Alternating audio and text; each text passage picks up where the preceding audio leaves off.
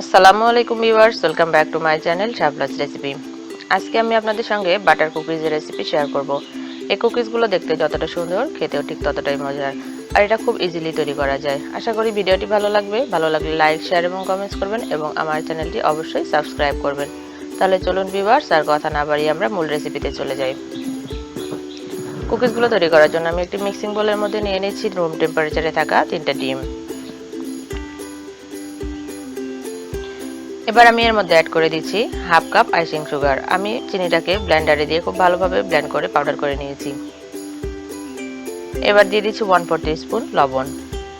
এবার সবগুলো উপকরণকে একটি হ্যান্ড হুইস্কের সাহায্যে খুব ভালোভাবে একটু ফেটে নিচ্ছি।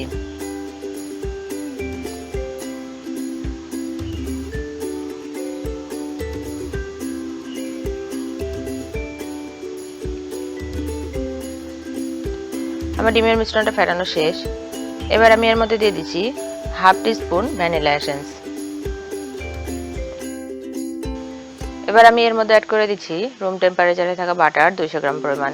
ভিউয়ার্স, এই বাটারটা আমার ঘরে তৈরি। এর একটা ভিডিও আমার চ্যানেলে দেওয়া আছে, লিঙ্কটা আমি ডেসক্রিপশন বক্সে দিয়ে দেবো, আপনারা চাইলে সেখান থেকে দেখে নিতে পারেন। এবার আমি সবগুলো উপকরণকে আবার খুব ভালোভাবে হ্যান্ড হুইস্কের সাহায্যে মিশিয়ে নিচ্ছি।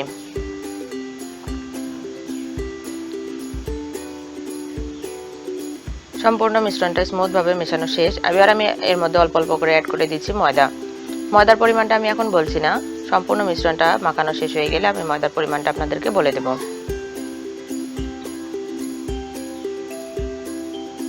খুব ভালোভাবে আলতো হাতে এগুলোকে মিশিয়ে নিতে হবে।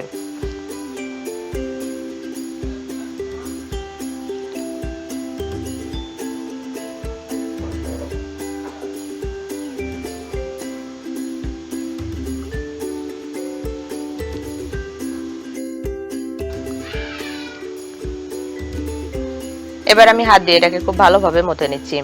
ভিউয়ার্স, আমার এখানে 3 কাপ পরিমাণ ময়দা লেগেছে।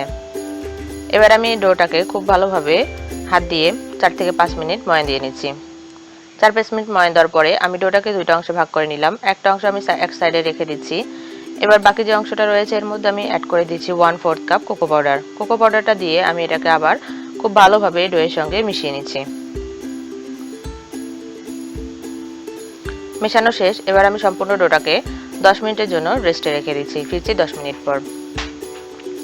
10 মিনিট পরে ডোটাকে আবার একটু ভালোভাবে মথে নিয়ে আমি এখান থেকে অর্ধেক ডো নিয়ে একটা বোর্ডের মধ্যে রুটি তৈরি করে নেব। আর ভিউয়ার্স, এই রুটিটা তৈরি করার সময় এখানে কোনো এক্সট্রা ময়দা ইউজ করা যাবে না। একটু ধৈর্য নিয়ে খুব হাত দিয়ে ঘুরিয়ে ঘুরিয়ে রুটিটাকে ভালোভাবে বেলে নিতে হবে।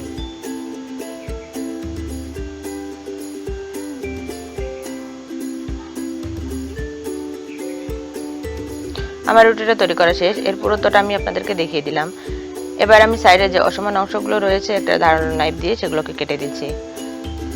এবার আমি এটাকে একটু চিকন চিকন করে এক সমান করে সম্পূর্ণ রুটিটাকে কেটে নিচ্ছি।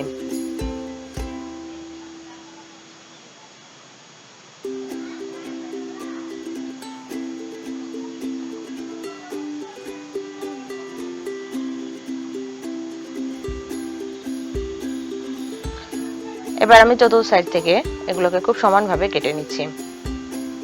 কাটা শেষ। এবার আমি সেই কাটা রুটির অংশগুলোকে একটা প্লেটের মধ্যে উঠিয়ে নিচ্ছি।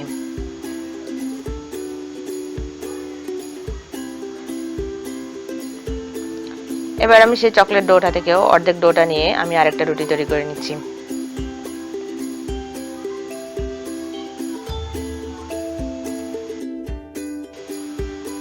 আমার এই রুটিটাও তৈরি করা শেষ। এবার আমি সাইডের অসমান অংশগুলোকে কেটে একটা সাইডে সরিয়ে রাখছি। এবার এই রুটিটাকে আমি চিকন চিকন করে কেটে নিচ্ছি।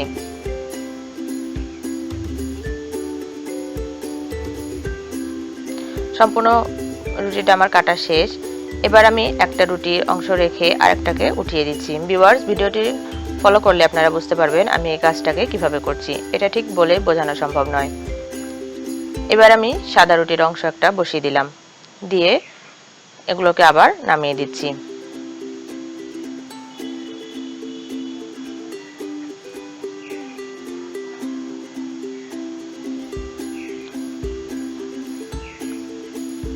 ব্যাস,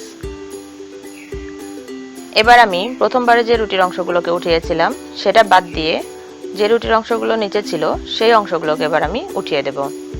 ভিডিওটি আপনারা একটু ফলো করুন, তাহলে ঠিক বুঝতে পারবেন। এবার আমি আবার একটি সাদা রুটির অংশ বসিয়ে দিয়ে এগুলোকে আবার নামিয়ে দিচ্ছি।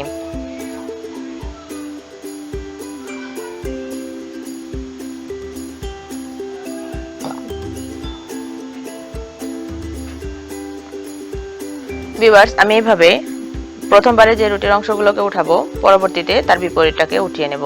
সেম ভাবে আমি সম্পূর্ণ রুটিটার মধ্যে ডিজাইন করে নিচ্ছি।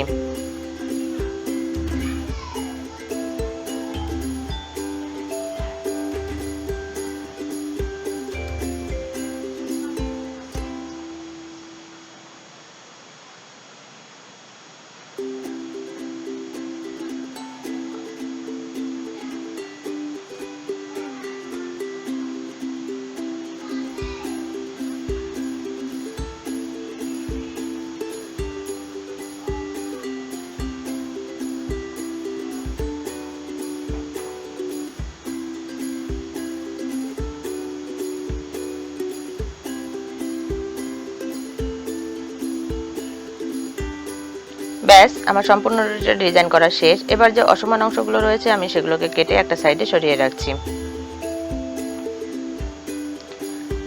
এবার আমি এরকম একটি লাভ শেপ কুকি কাটার দিয়ে আমি এগুলোকে কেটে নেব। আপনারা এখানে যে কোনো শেপে কুকি কাটার দিয়ে এটাকে কেটে ডিজাইন করে নিতে পারেন।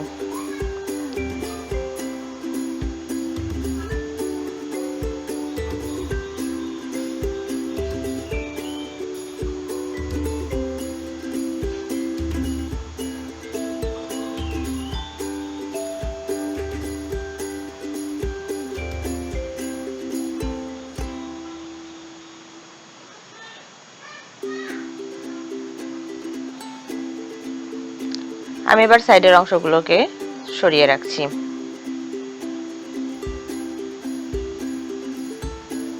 ভিউয়ার্স, আমার কুকিগুলো তৈরি শেষ। দেখুন এটাকে দেখতে কতটা সুন্দর লাগছে।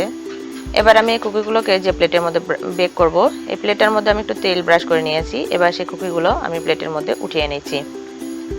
আমি সেম প্রসেসে সবগুলো কুকি তৈরি করে নিচ্ছি।